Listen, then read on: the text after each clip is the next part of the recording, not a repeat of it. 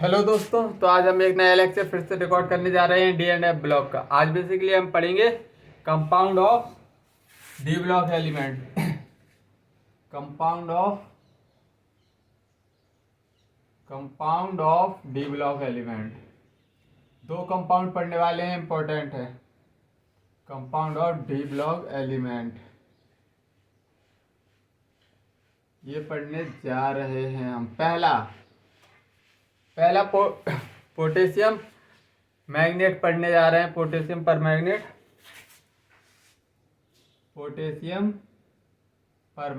इसके बारे में डिस्कशन करने जा रहे हैं। तो सबसे पहले हम इसको समझेंगे कि ये बना कैसे, इसकी प्रिपरेशन समझेंगे, ये किस तरह बिहेव करता है, सब कुछ समझेंगे इसके बारे में। इसी से क्वेश्चन बनते हैं, अरे इम्पोर्टेंट है। तो सबसे पहले जैसे हमारा हम किससे बने हैं, हम अपने मम्मी पापा से बने होंगे, ऐसे ही KMnO4 भी किसी से बना होगा। पोटेशियम पर magnet. Potassium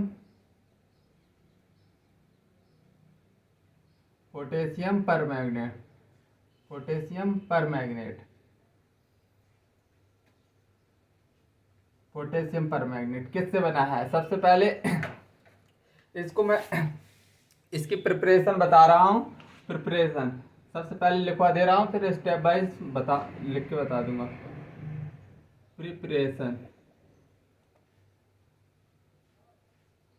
preparation of potassium पर मैग्नेट।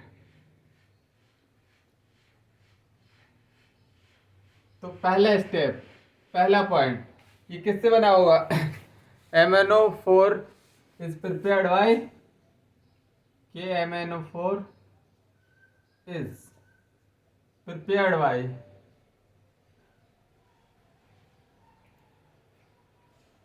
MnO2 को क्या बोलते हैं, पायरुलोसाइट और। इसको क्या बोलेंगे, MnO2 को। ये पायरुलोसाइट और से बनता है।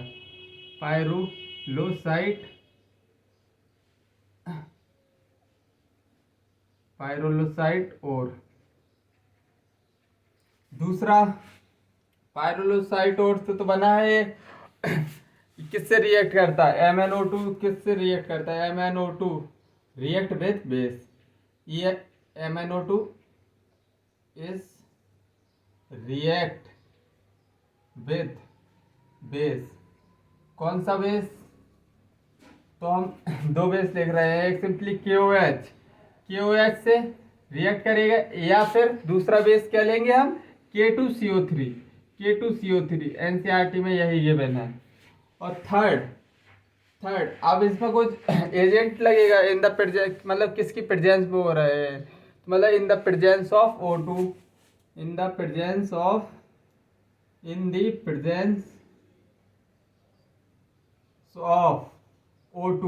O2 ले लो, या फिर ऑक्सीडाइजिंग एजेंट।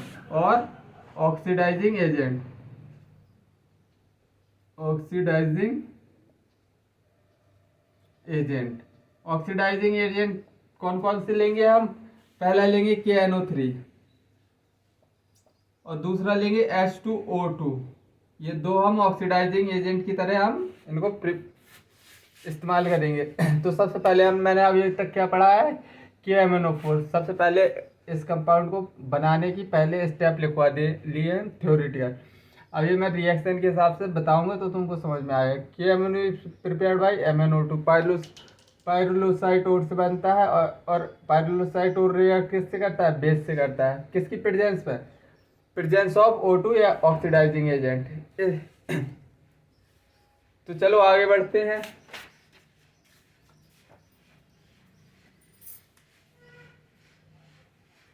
अब हम रिएक्शन समझेंगे।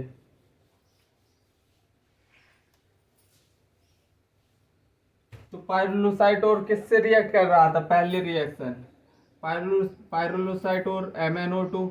और सबसे पहले क्या लेंगे हम, बेस लेंगे, और फिर एक ऑक्सीडाइजिंग एजेंट। तो MnO2 बेस ले लिया, KOH ऑक्सीडाइजिंग एजेंट कुछ भी ले लो, या फिर ऑक्सीजन ले लो। मैं सभी ऑक्सीडाइजिंग एजेंट ऑक्सीजन से सभी से करके बता दे रहा हूँ। ये स्टेप 1 है, ये स्टेप 1 चल रहा है अभी।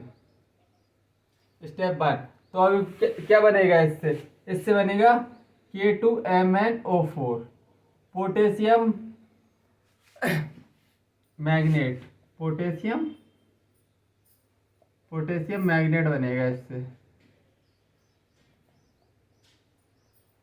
पोटेशियम मैग्नेट किस कलर का होता है, इसका कलर याद रखना है, ये ग्रीन कलर का होता है। पोटेशियम मैग्नेट ग्रीन कलर का होता है, ग्रीन कलर का। इसका बाई प्रोडक्ट जैसे तुमको याद रखना है तो रख लो, H2O बनता है इससे, H2O बाई प्रोडक्ट, इंपॉर्टेंट नहीं है ये। खाली तुमको इतना याद रखना है कि पायरोलोसाइट और बेस से रिएक्ट करेगा, ऑक्सीडाइजिंग एजेंट ऑक्सीजन, तो क्या बनेगा ये पोटेशियम मैग्नेट। पोटेशियम मैग्नेट का कलर याद रख लेना, ग्रीन कलर, ये पूछा जाता है। तो इसको सबसे पहले पायरोलुसाइट और लिख लो, इसका कलर भी लिखा दे रहा हूँ। ये बेसिकली ब्लैक या ब्राउन कलर का होता है, ब्लैक या ब्राउन कलर का होता है, ब्राउन कलर। ये क्या है, ये बेसिकली बेस है, ये क्या है ऑक्सीडाइजिंग एजेंट है। इतनी इंफॉर्मेशन काफ़ी है। अब चलो स्टेप 1 में फर्स्ट सेकंड कैसे पोटेशियम मैग्नेट हम कैसे बनाएंगे, दूसरा तरीका। तो तुम पायरोसाइट और ले लो MnO2, अब बेस KOH की जगह तुम क्या ले लो K, और दूसरा मैंने क्या लिखवाया था K2CO3 लिखवाया था या नहीं, बिल्कुल लिखवाया था। और ऑक्सीजन ऑक्सीडाइजिंग एजेंट की तरह ले लो, तो अब इधर क्या बनेगा K2MnO4, मतलब पोटेशियम मैग्नेट बनेगा, पोटेशियम मैग्नेट बन गया। और अब इधर बाई प्रोडक्ट देखना, CO3F, इधर बेस लिया था KOH इसलिए वाटर बना था, इधर बाई प्रोडक्ट कार्बन डाइऑक्साइड बनेगा, इधर प्रोडक्ट क्या बनेगा, क्योंकि हम बेस ले रहे हैं K2CO3, तो इधर प्रोडक्ट बनेगा कार्बन डाइऑक्साइड। तीसरे स्टेप से कैसे बना सकते हैं हम पोटेशियम मैग्नेट। पोटेशियम मैग्नेट तीसरे तरीके से बनाएंगे हम MnO2 प्लस, MnO2 की अब हम रिएक्शन किससे करवाएंगे K2CO3 प्लस। अब हम ऑक्सीडाइजिंग एजेंट में हम क्या लेंगे, ऑक्सीडाइजिंग एजेंट में अब हम लेंगे KNO3, यही तो हमने दूसरा KNO3 भी लिखवाया था, H2O2 भी लिखवाया था, तो अब हम ले रहे हैं KNO3। तो इससे पोटेशियम मैग्नेट बना दो K2MnO4, ये बना दिया। अब इधर बाई प्रोडक्ट में देखना, बाई प्रोडक्ट में इधर सबसे पहले तो ये K2CO3 है तो कार्बन डाइऑक्साइड बनेगा, और दूसरा बाई प्रोडक्ट एक बनेगा KNO3 लिया है तो KNO2 बनेगा, KNO2 बन जाएगा। इतनी बात चमकी हो तो बताओ आगे बढ़ते हैं, इतनी बात चमकी हो तो बताओ आगे बढ़ते हैं। अब स्टेप 1 हमने कंप्लीट कर दिया है। अभी तक हमारे पास क्या बना है पोटेशियम मैग्नेट। अभी हम पोटेशियम पर मैग्नेट बनाना है हमको, तो चलो स्टेप 2 की तरफ।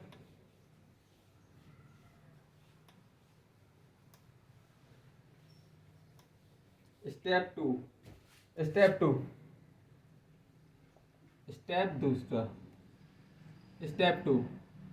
टू में K2MnO4 potassium magnet K2MnO4 is oxidise to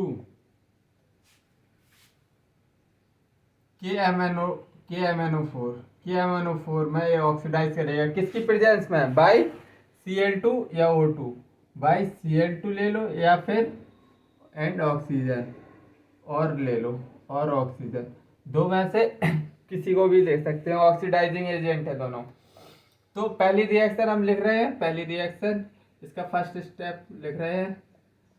देखो K2MnO4 ले लिया हमने, K2MnO4 ले लिया, और इधर हमने Cl2 लिया, Cl2, तो हमको क्या बनाना है KMnO4 बन के निकल आया। देखो ये ऑक्सीडाइजिंग एजेंट की तरह हम क्या कर रहे हैं, K2 ऑक्सीडाइज हो रहा है, हम इसको ऑक्सीडाइजिंग एजेंट, ये ग्रीन है, क्या है ये ग्रीन है, तो इसकी देखो 8 2 6 +6 आ रहा है इधर, और इधर आएगा +7, इसका बाई प्रोडक्ट क्या निकल के आएगा कि एक के बचेगा, एक Cl, KCl। इसका बाई प्रोडक्ट KCl। इसका कलर क्या होगा, इसका पर्पल। पोटेशियम अब क्या बन गया है हमारा बाई प्रोडक्ट, जो हम बनाना चाह रहे थे, पोटेशियम पर मैग्नेट। पोटेशियम पर मैग्नेट। इसका कलर क्या होता है, पर मैग्नेट। इधर से याद रख लेना, पोटेशियम पर मैग्नेट पर्पल, पर्पल कलर का। इतनी बात समझ में आई। ये ऑक्सीडाइजिंग एजेंट है, तो मतलब ये दूसरों को क्या करेगा, ऑक्सीडाइज करेगा। दूसरा, चलो ऑक्सीजन लेके देख ले रहे हैं हम। K2MnO4 किसके किसकी प्रेजेंस में, O2 की। O2 क्या है इस समय, ऑक्सीडाइजिंग एजेंट, ऑक्सीडाइजिंग एजेंट है। तो अब ये बनाएगा क्या, KMnO4, KMnO4 और प्लस, अब क्या बनाएगा इधर, ओजोन लिया है, ओजोन।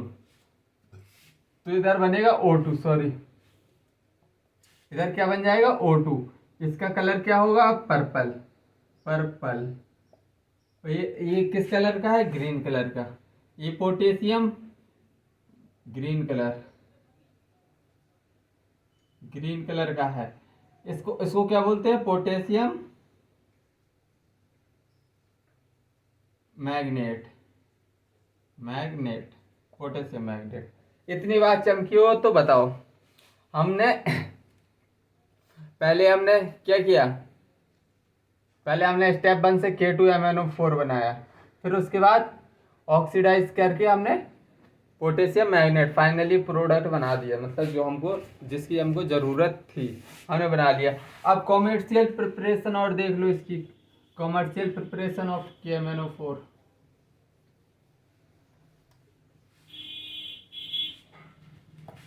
तो commercial preparation of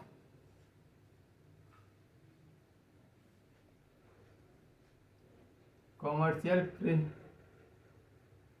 preparation of KMnO4, commercial preparation of KMnO4 कैसे। स्टेप 1 तो सेम ही रहने वाला है, स्टेप वन क्या सेम रहने वाला है कि हम सबसे पहले पायरुलोसाइट और लेंगे, MnO2।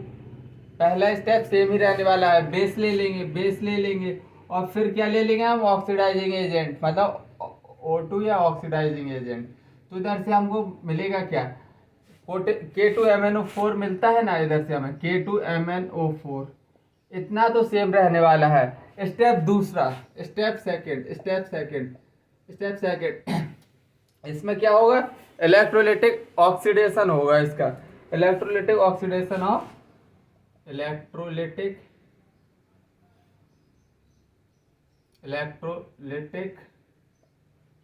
Oxidation electrolytic oxidation of किसका, K2MnO4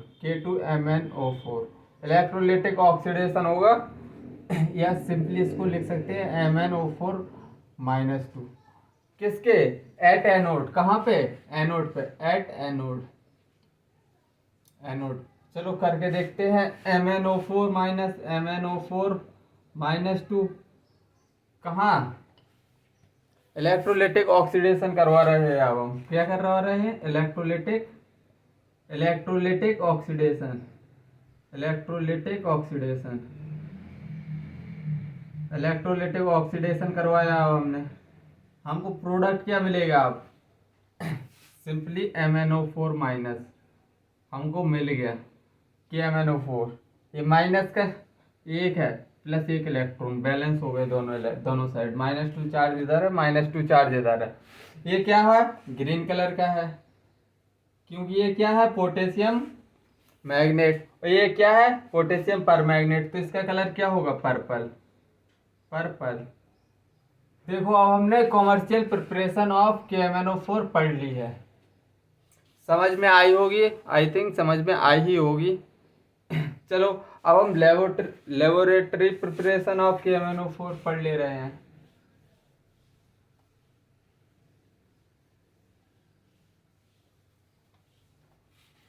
लेबोरेटरी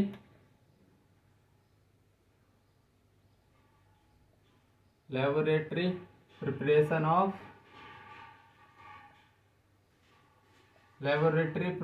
ऑफ किसकी KMnO4। लेबोरेटरी प्रिपरेशन अब पढ़ रहे हैं हम, लेबोरेटरी प्रिपरेशन ऑफ KMnO4। सबसे पहले इसकी इंक खत्म हो गई है, थोड़ी इंक डाल लूँ। तो बस धीरे धीरे बस स्टेप वाइज तुमको समझते जाना है और समझ समझ के याद करना। रिएक्शन इसमें इधर से क्वेश्चन पूछे जाते हैं, मतलब ये कंपाउंड जो compound of D block element है, इधर से क्वेश्चन बनते हैं, तो इसको अच्छे से पढ़ते जाना। तो देखो अब लेबोरेटरी प्रिपरेशन ऑफ KMnO4 पढ़ा रहा हूँ। तो सबसे पहले Mn+2 लेंगे, Mn+2, और इधर लेंगे H2O8 -2। इसको क्या बोलेंगे? Peroxo disulphate. ये क्या है? परऑक्सो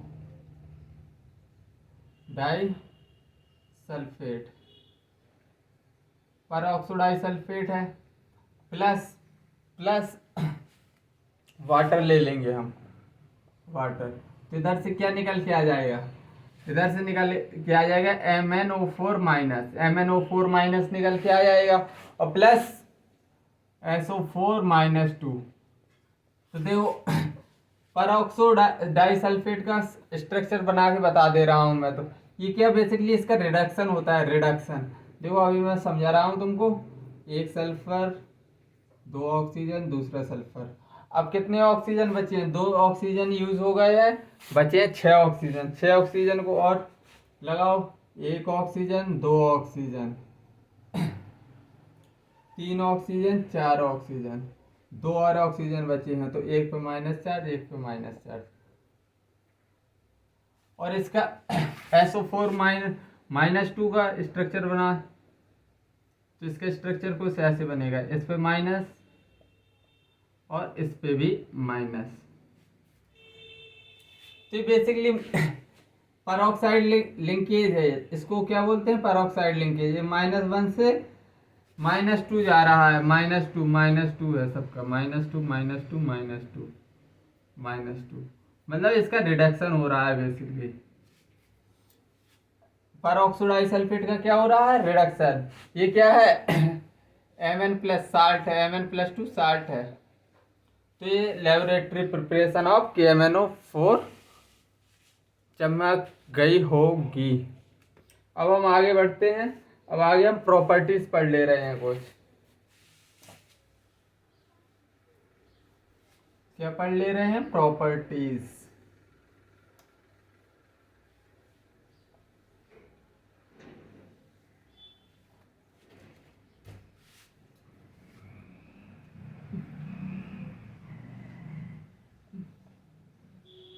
तो हम प्रॉपर्टीज पढ़ने जा रहे हैं। प्रॉपर्टीज में सबसे पहले K2MnO4, किसकी प्रॉपर्टी पढ़नी है हमें? बेसिकली K2MnO4 की पढ़नी है, और दूसरी हमको किसकी पढ़नी है? KMnO4 की। इन दोनों की हमको ये किस कलर का होता है? पोटेशियम। ये क्या है? पोटेशियम मैग्नेट है। तो ये क्या है? पोटेशियम परमैग्नेट है। पोटेशियम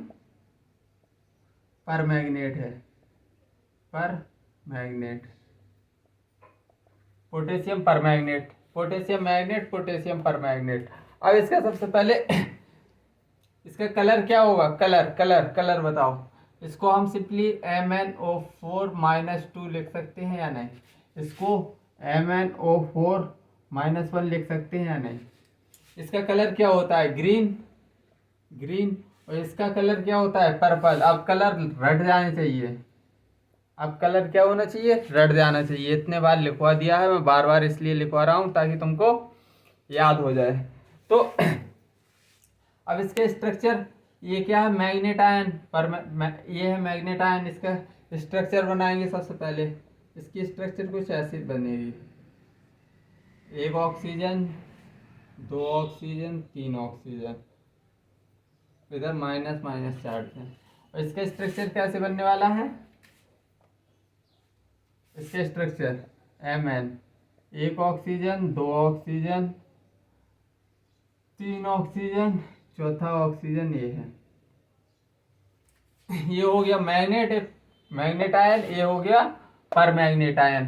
तो इसकी Mn+6 में रहेगा, इधर Mn+6 में तो D1 रहेगा, D1 रहेगा 3D1, और इधर Mn+7 में रहेगा, Mn+7 में तो इधर 3D0। देखो D इधर 1 है, 3D1 है, मतलब ये क्या है? पैरामैग्नेटिक, क्योंकि इसमें अनपेयर्ड इलेक्ट्रॉन आ गया है एक, इसमें एक अनपेयर्ड इलेक्ट्रॉन आ गया, तो मतलब ये क्या है? Paramagnetic, paramagnetic, paramagnetic. और ये क्या है? डायामैग्नेटिक। ये क्या है? Diamagnetic, diamagnetic. ये बेसिकली क्या है? डायामैग्नेटिक। और एक कलर शो कर रहा है, ग्रीन कलर शो कर रहा है, किसके वजह से? Colour due to d transition. इसका कलर कैसे, क्यों, किस वजह से आ रहा है? Colour due to d transition. और इसका पर्पल कलर आ रहा है, तो किस वजह से आ रहा है? इसका कलर किस वजह से आ रहा है? Colour due to charge transfer spectra, charge transfer spectra. इसका कलर आ रहा है चार्ज ट्रांसफर स्पेक्ट्रा की वजह से। इतनी बात चमकी, प्रॉपर्टीज चमक गई होंगी तुमको। बस यही पूछेगा कि पोटेशियम मैग्नेट में पैरामैग्नेटिक है, तो तुम बोल देना यस। इधर बोलेगा पोटेशियम परमैग्नेट डायमैग्नेटिक है, तुम बोल देना यस। बस इधर से ऐसे ही स्टेटमेंट वाइज क्वेश्चन बनेंगे, तो ये प्रॉपर्टीज थोड़ी ध्यान में रखना, ठीक है। इनका कलर तो बेसिकली ध्यान ही रखना है तुमको, और डायमैग्नेटिक पैरामैग्नेटिक भी अच्छी तरह याद रख लेना कि पोटेशियम परमैग्नेट क्या होता है, बेसिकली डायमैग्नेटिक। इतनी बात चमकी हो तो चलो आगे बढ़ें।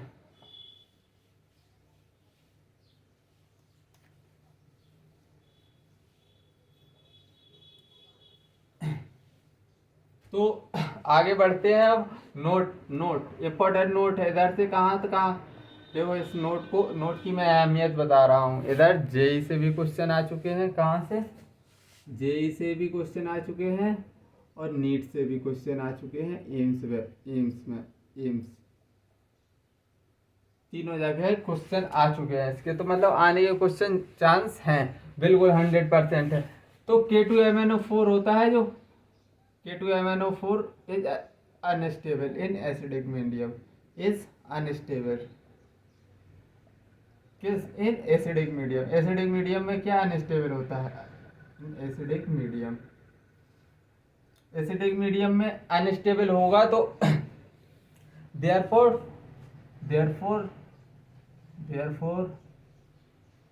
इट डिस्प्रोपोर्शनेट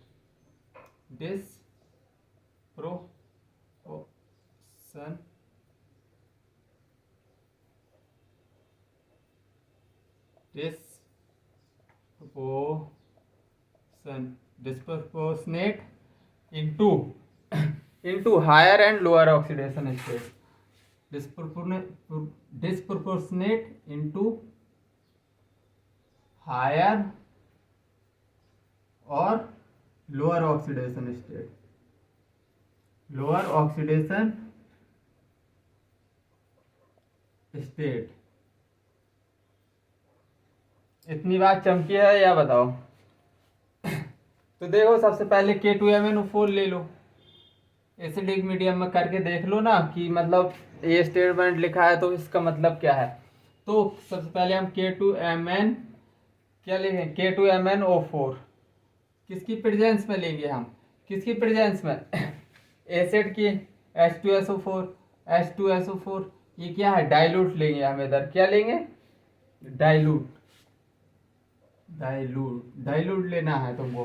तो ये क्या किस में बदलेगा? एक तो KMnO4 में बदल जाएगा, KMnO4 में बदल जाएगा, और दूसरा MnO2 में बदलेगा, MnO2, और साइड प्रोडक्ट इसका MnO2 में बदल जाएगा, साइड प्रोडक्ट आएगा K2SO4 plus water.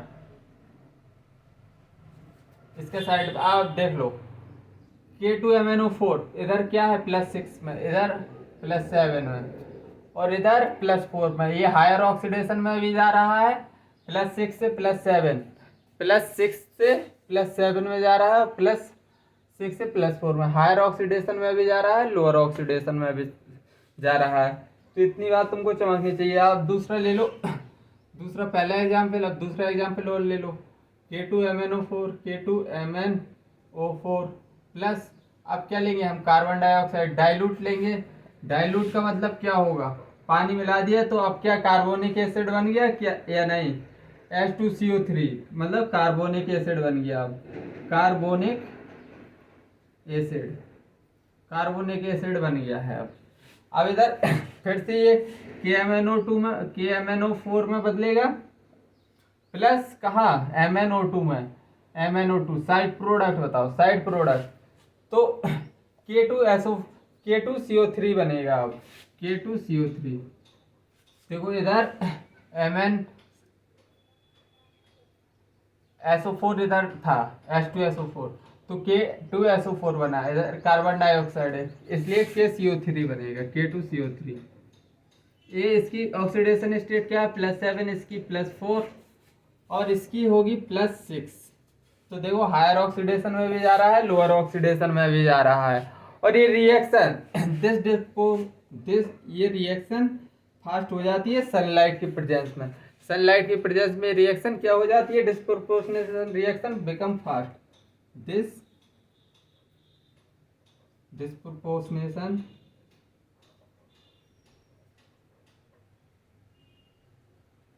Reaction become fast, याद रखना है ये, become fast in presence of sunlight की प्रेजेंस में, सनलाइट। इतनी बात चमकी हो या तो बताओ, इतनी बात चमक गई हो तो बताओ तो मैं आगे बढ़ूं।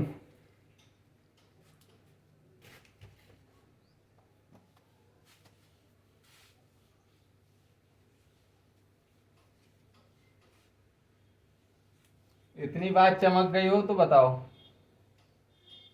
ये इंपॉर्टेंट स्लाइड थी बिल्कुल, 3 जगह से क्वेश्चन बने हैं, मैं बताता जा रहा हूँ कहाँ से क्वेश्चन बने हैं, कहाँ से नहीं बने हैं, क्यों, ताकि तुमको अपना एक आइडिया रहे, नोट पढ़ते समय तुमको एक आइडिया लगना चाहिए कि नहीं इधर थोड़ी ज़्यादा टाइम देना है, इधर थोड़ी कम टाइम देना है। तो मतलब इतने तो मैच्योर हो, अगर तुम नीट की तैयारी कर रहे हो, मतलब कंपटीशन लेवल की तैयारी कर रहे हो, तो तुम्हारा इतना IQ लेवल होना ही चाहिए कि इतना पता होना चाहिए कहाँ ज़्यादा पढ़ना है, कहाँ कम।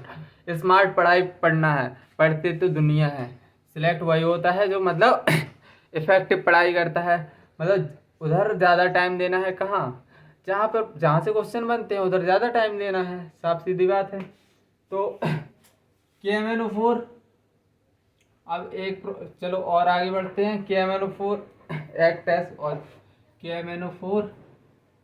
एक्ट एज ऑक्सीडाइजिंग एजेंट की तरह बिहेव करेगा। ऑक्सीडाइजिंग एजेंट किसकी प्रेजेंस में कहाँ कहाँ, इन एसिडिक मीडियम में,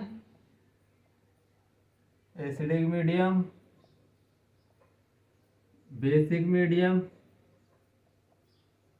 एंड न्यूट्रल मीडियम, तीनों मीडियम में ये ऑक्सीडाइजिंग एजेंट की तरह बिहेव करेगा। तो सबसे पहले हम लिखो KMnO4 लिख लो, KMnO4 लिख लिया। अब देखो इधर एसिडिक अगर एसिडिक मीडियम है तो ये किस में चेंज होगा, अगर ये बेसिक मीडियम है तो किस में चेंज होगा, और थर्ड न्यूट्रल मीडियम है तो किस में चेंज होगा, न्यूट्रल। अगर एसिडिक मीडियम है तो इधर Mn+2 में ये कन्वर्ट हो जाएगा। बेसिक मीडियम है तो K2MnO4 में बदल जाएगा ये।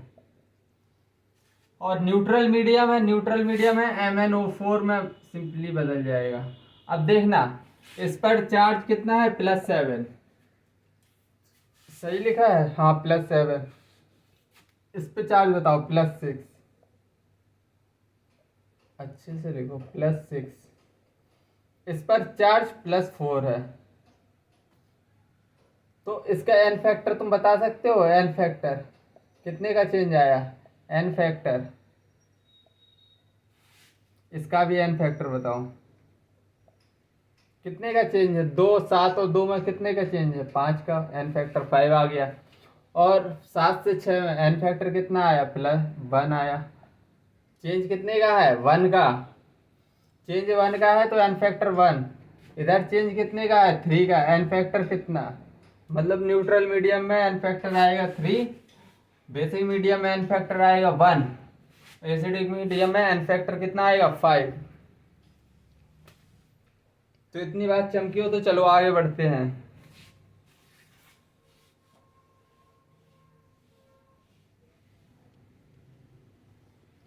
चलो आगे बढ़ते हैं।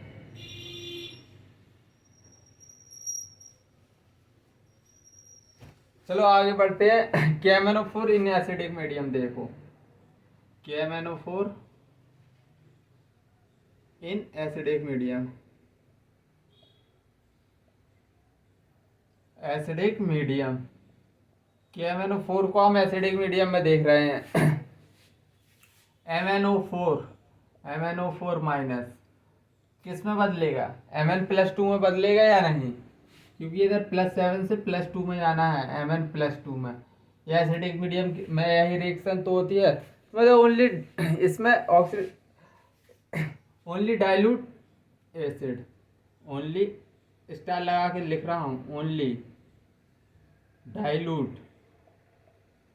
Dilute H2SO4 act as acidic nature. केवल डाइल्यूट H2SO4 ही लेंगे इधर हम, ओनली डाइल्यूट H2SO4 क्या होगा, act as acidic nature. Dilute H2SO4 acidic nature show करेगा। अब हम और क्यों नहीं ले सकते, देखो HCl हम क्यों नहीं ले सकते, HCl can not act as acidic nature, क्यों एसिडिक नेचर, अब ये बताओ एसिडिक नेचर क्यों शो नहीं करेगा, क्योंकि इसमें Cl- है ना, Cl2 में कन्वर्ट हो जाएगा भैया मेरे, Cl2 में, इसलिए। और HNO3 हम क्यों नहीं ले सकते, HNO3 can not act as acidic nature, ऐसा क्यों, क्योंकि HNO3 होगा HNO2 में बदल जाएगा, HNO3 HNO2 में कन्वर्ट हो जाता है, इसलिए हम इनको कंसीडर नहीं करते हैं। इतनी बात चमकी हो तो बताओ आगे बढ़े। अब देखो अगर एसिडिक नेचर शो कर रहा है KMnO4 इन एसिडिक मीडियम, KMnO4 इन एसिडिक मीडियम,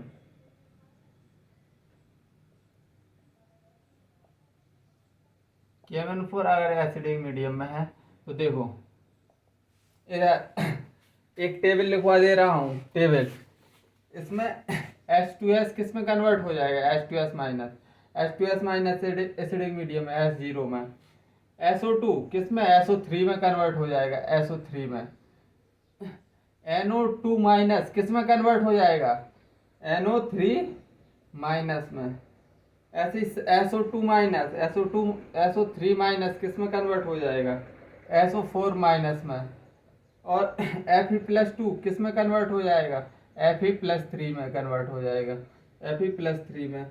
H2O2 किस में कन्वर्ट हो जाएगा, H2O2- किस में कन्वर्ट होगा, O2 में। X- किस में, हेलोजन, X2 में, एक्सेप्ट किसको छोड़कर, फ्लोरीन को छोड़ के। और H2SO3 H2O3- 2 ये किस में कन्वर्ट होगा, H2O6- 2। ऑक्सलेट C2O4- 2 ये किस में कन्वर्ट हो जाएगा, कार्बन डाइऑक्साइड में। अगर एसिडिक मीडियम में रिएक्शन होगी तो इसका ये सब ऑक्सीलेट आयन कार्बन डाइऑक्साइड में, सल्फर ट्राइऑक्साइड में कन्वर्ट हो जाएंगे। इतनी बात चमकी हो तो बताओ। अगर एसिडिक मीडियम की, चलो रिएक्शन इधर ही लिख दे रहा हूँ मैं। अगर KMNO4 अगर पहली रिएक्शन H+, ये एनसीईआरटी में कुछ गिवन रिएक्शन गिवन है, H+, आयरन गिवन है इधर। आयरन किस में प्रेजेंट है? +2 में। आयरन +2 में प्रेजेंट है इधर।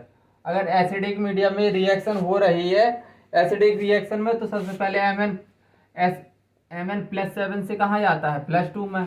Mn+2 इतना तो तुमको पता है। अब देखो एसिडिक मीडियम में हो रही है तो Fe आयरन किस में?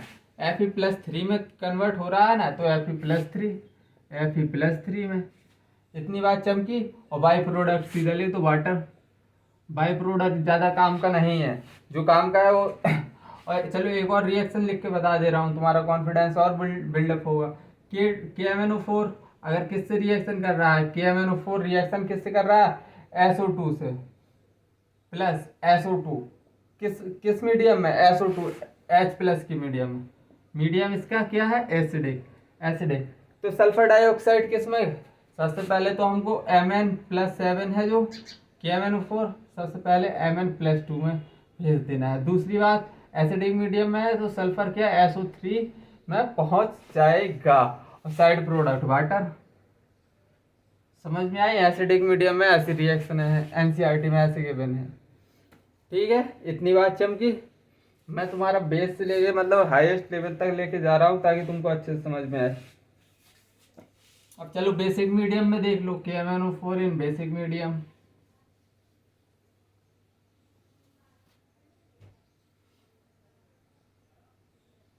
KMNO4 in basic medium. KMNO4 basic medium में बेसिकली क्या होता है? KMNO4 किस में बदलता है? बेसिक मीडियम में KMNO4 किस में बदलता है? KMNO4 अगर बेसिक मीडियम है तो हमने क्या पढ़ा था? K2MnO4 में बदलता है। इधर कितना था? +7 और इधर +6, N फैक्टर 1। मतलब अपन ने रिएक्शन सही लिखी है। मतलब इतनी बात तो चमक गई है कि बेसिक मीडियम में यही होता है। अब चलो KMNO4 लिया हमने। KMNO4 प्लस H2S और ये मीडियम हमने रख दिया H+। तो इसमें क्या आने वाला है? सबसे पहले सल्फर बनेगा, +7 से क्या? Mn+2 में जाएगा। इतनी बात तो हमको एसिड में पता है। और बाई प्रोडक्ट क्या बनेगा? वाटर। ये तो हमने। अब इसी जगह अगर हम बेस रख दें KMNO4, अगर हम इधर इसकी H2S की जगह इधर अब हम बेस रख दें OH- रखते हैं तो क्या आने वाला है? अब प्रोडक्ट बदलेगा, K2MnO4 आएगा, मतलब MnO4 -2 आएगा। देखो इधर +6। एन फैक्टर कितना आ रहा है? +7 से +6। एन फैक्टर कितना आ रहा है? अब 1 आ रहा है। साइड प्रोडक्ट क्या लिख दोगे? सल्फर तो बनेगा ही बनेगा, और साइड प्रोडक्ट वाटर। तो ये बेसिक मीडियम में समझ में आ गया। अब न्यूट्रल मीडियम में और समझ लो। KMNO4 in neutral medium.